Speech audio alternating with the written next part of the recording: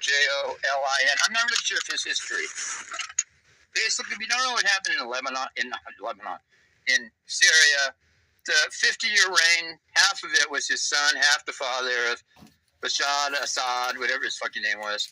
You know, he was in power like 24 years or something, and his dad about 24, 25. So don't forget, Syria was created during the British Mandate. So here's what happened. His family ruled it 50 years. It was always backed, not always, but it was backed by the Soviet Union the last 30, 40 years. Yeah, a long time. Probably since the Assad regime, him and his father. Backed by that. So basically, here's what happened. Believe it or not, other than the fact that he was anti-Israel, he was a pretty moderate motherfucker. Like, he had a European wife. She was like, you know, she was a banker or something. I don't know. They were Europeans in a way. He looked white. He didn't look like an Arab. So he didn't look like your typical, you know, sand schwarzer, which is just black, sand black, I call him. So here's what it was. What was that? What happened was, this Civil War the last 12 years has basically been, there were a couple of different factions that were, he was backed by Iran and the Soviet Union. He'd been backed by Iran since 79 when Khomeini took over. Prior to that, the Shah was not backing him. He's always been an enemy of Israel, pretty much. What happened, though, 50 years ago, they just said, they never signed a formal peace agreement, okay? There was never a formal peace agreement with them like there was Egypt and Jordan. They had a peace agreement that was basically just always understood pretty much from 50 years ago, whatever. You know, basically, I want to say the peace agreement was from the 67 war, not quite 50 years. Ever since the 67 war, basically, they just said, mind your own fucking business, and we'll mind ours. Because Israel had superior air power and military. That's why Syria was powerless. Well, first of all, let's get back to this. These rebels are, you've got different factions. You've got Shia and Sunni factions that are both rebelling against him because they want to bring in the Sharia law. They want to make it more stricter than it was. They do. It was more westernized. They want to make it more, you know, women will have less rights. One of those kind of countries. That's one faction. The other faction, you've got Kurds who are rebelling too. They want part of that land. And they should be given part of that land, in my opinion. Because the Kurds have always been friends to America, and the Kurds have never fought Israel necessarily. The Kurds have been against the Turks against the Kurds. So since the Turks don't like the Kurds or Israel, the Turks have always been, the Kurds have always been friendly to America. We left them high and dry in Iraq after the Iraqi war. Give these motherfuckers their own land. They should have part of Syria cut up for them. Yeah. I believe part of Syria, like the very, very eastern part of Syria, should be sliced off and given to the fucking Kurds. Give the Kurds a homeland. Yeah. Yep. It's giving people homelands now. Because the Kurds really have belonged in that area for a long time. They've been kicked around. They've always helped us. They helped us in the Iraq War. They've always been an ally to us. And so they were fighting. And the Kurds are more moderate than who's fighting. Also, you've got Al-Qaeda factions in there. You've got Hezbollah factions that were fighting with the Syrian regime. The Hezbollah factions, I think there were 200,000 Hezbollah fighters in there at one time. So they were helping this. See, the Assad regime never had a big air. The Assad regime was always a weak-ass military. Don't forget, Syria is not a big oil-producing country. So they relied on just all kinds of scams. They were drug dealers. They were producing that speed these fuckers take. It begins with the C.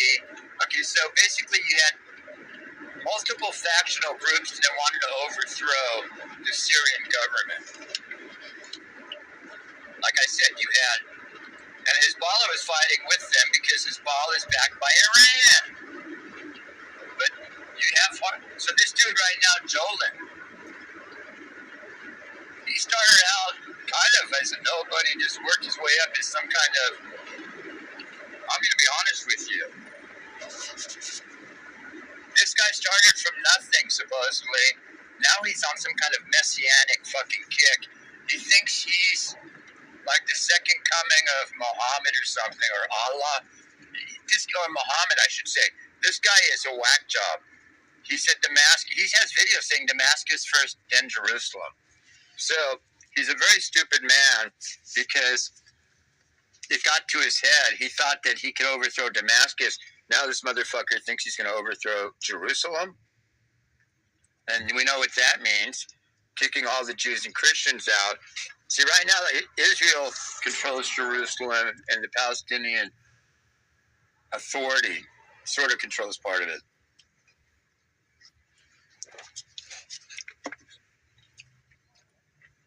So you forget. The Romans tried to wipe out us Jews from that area by switching the name from Philistine to Palestine. And now these Palestinians want to try to erase us further from our own land. They're all in denial. See, they can't face reality that, Jews were, or they make it seem like Jews were a minority. No, we weren't a minority. We were basically a majority in that land. Now we're a majority again. All we did was we took the land that was ours from the beginning. So no fucking brainer. This was always, when I was growing up, I always thought Israel was always mentioned in the Bible. I just assumed it was a country my whole life. I was stupid enough to think Israel had been a country for Jews for like 3,000 years. Because I just assumed Israel, I don't know. I didn't realize it, obviously, by the age of like 7 or 8, I made the connection. It's not like I just made the connection yesterday.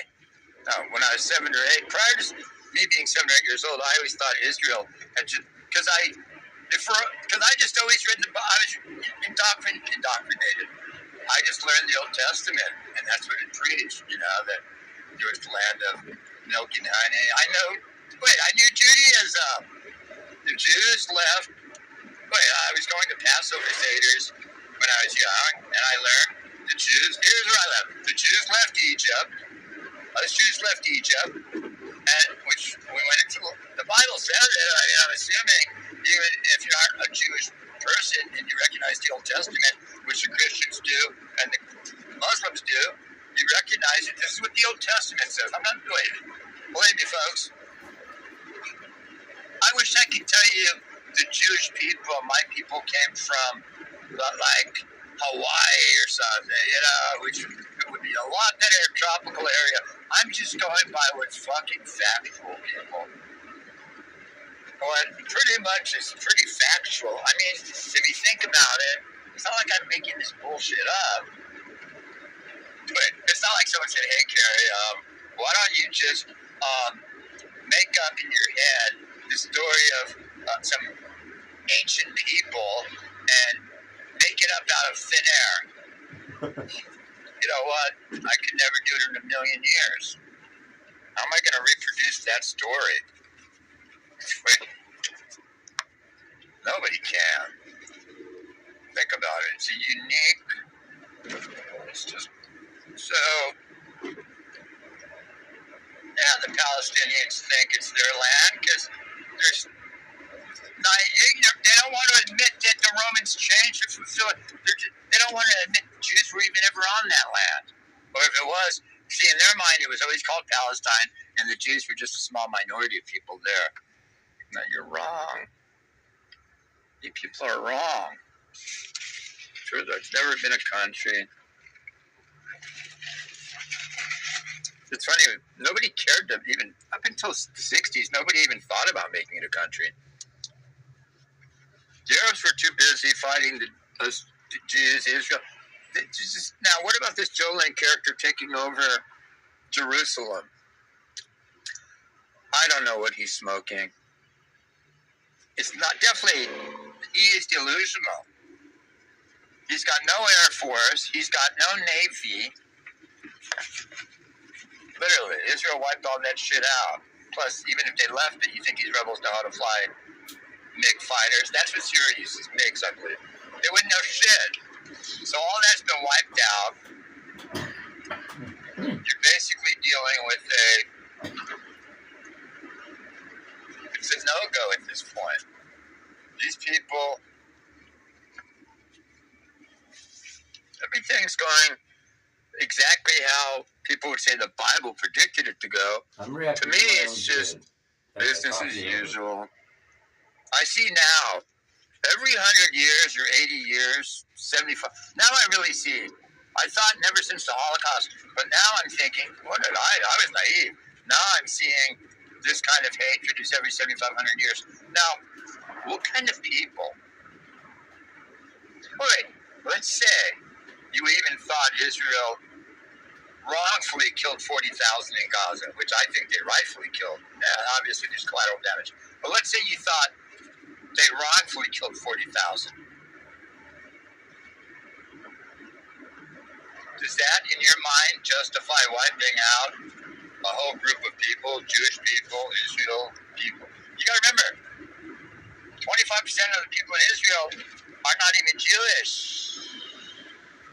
Now, some people, yeah, I mean, you can't even make the argument that you've got a bunch of non-religious Jews there. Why? Because when Hitler was killing us Jews, you think he was asking us if we were Reform, Orthodox, Conservative, or whatever Jews? No. Or whatever, he just wasn't.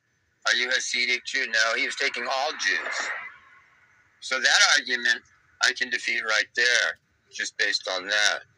It wasn't like Hitler was just saying, I just want the Orthodox Jews. No. So all the arguments I just defeated.